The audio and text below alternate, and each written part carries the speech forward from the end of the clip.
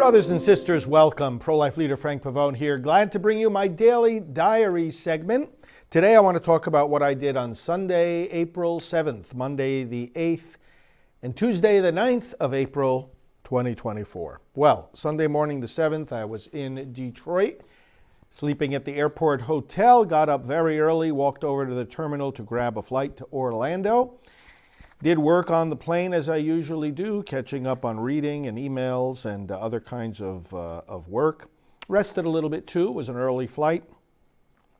Landed in Orlando on my email in the car on the way to my office. Got to the office and engaged in some activities of the day, of course being Sunday, worship of the Lord, and some extra time of rejoicing and just enjoying we have a little prayer garden here right in the back of our building, and spend some time out there on the Lord's Day especially.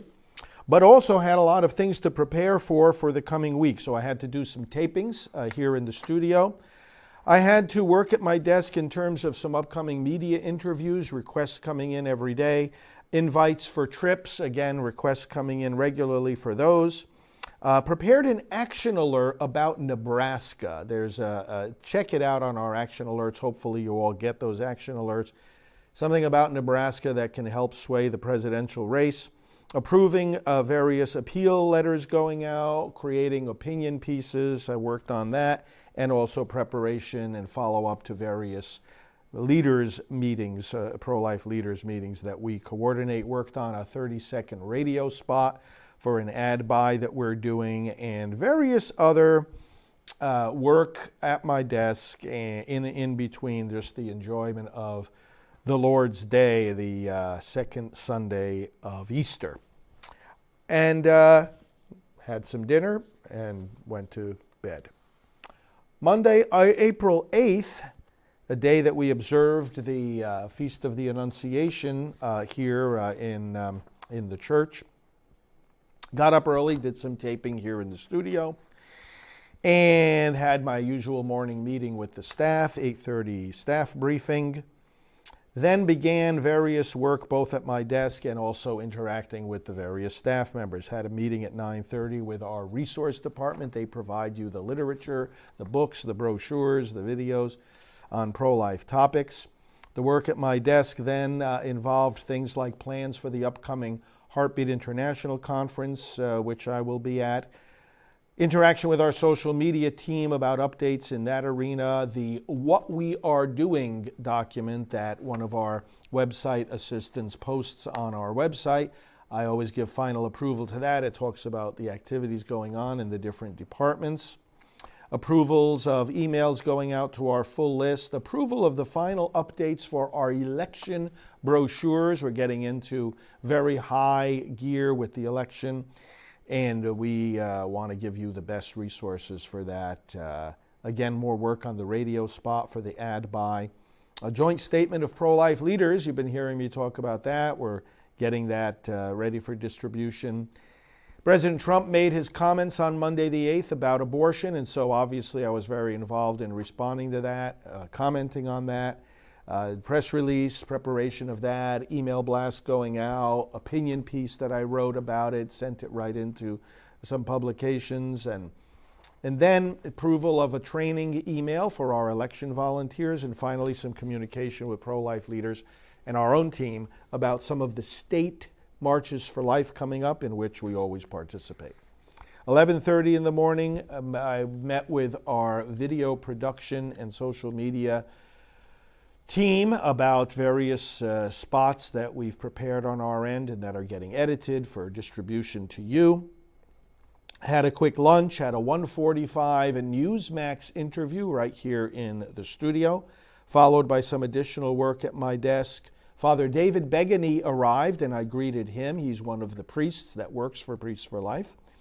At about 3 o'clock here, we had our version of the eclipse. It didn't get too dark, but we were outside. I didn't look at the sun at all, not even with those special glasses. But one of our staff was out there, and we saw it get just a little bit dark. Then I did more work at my desk. Again, I talked with Father Begany, and let's see here. I did another Newsmax interview. Come 4:30, I was back here in the studio for that. Then I had, let's see, I had also taped at one point here the Praying for America program. And then at 5:15, I had another media interview, national interview. Most of this was about President Trump's comments, but also about a new Vatican document that dealt with pro-life issues. After my late afternoon media interviews, Father David and I met together and we went for dinner at one of the local restaurants.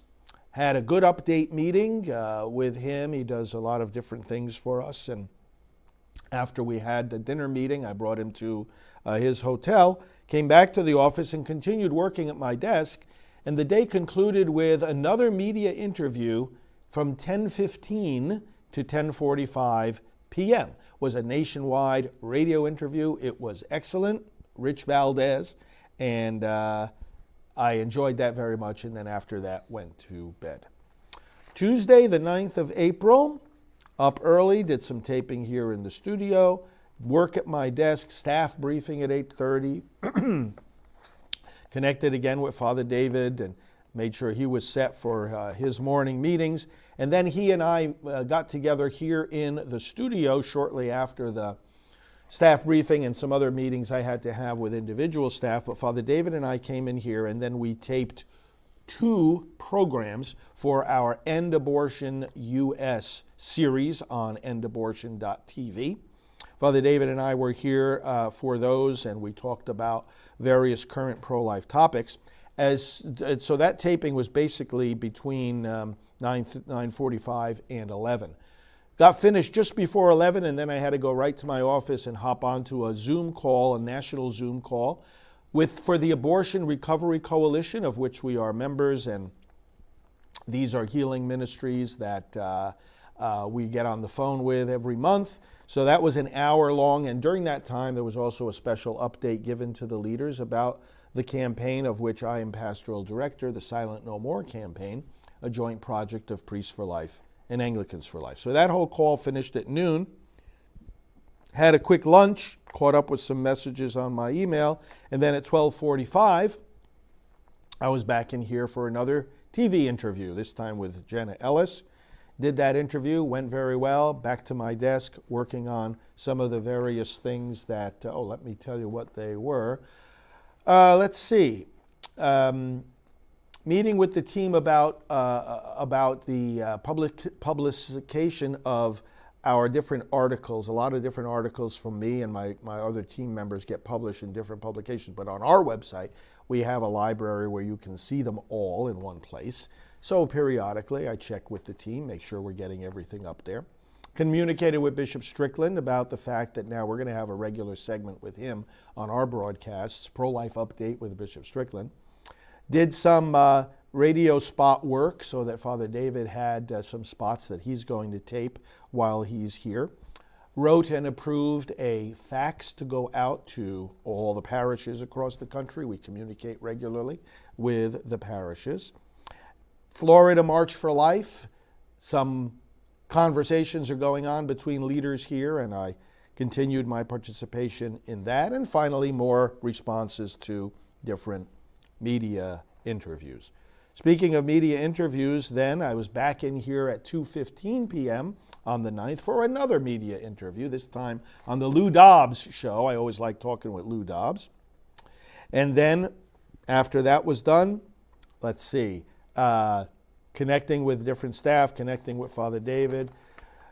And 4 o'clock back here in the studio for Right Side Broadcasting, our program Praying for America. I taped that one for tonight. And after that, took Father David for another working dinner, this time at another different local restaurant, Steak Place. We had a very productive update meeting. Brought him back to his hotel, got back here, and then I had to participate in a national, in fact, we run a national election training call. Some of you are on it, I'm sure. And that went from 8 o'clock until a little bit after 9 o'clock. And our national political coordinator was on, Erin, and I gave updates about the election. We got updates from the different volunteers about their work, and we got updates from other election experts that we invite on as guests. So that was from 8 to 9 p.m., and then I began to settle in for the evening. So 3 very productive days, April 7th to 9th, 2024. Thank you for watching these updates, and God bless your work for the unborn.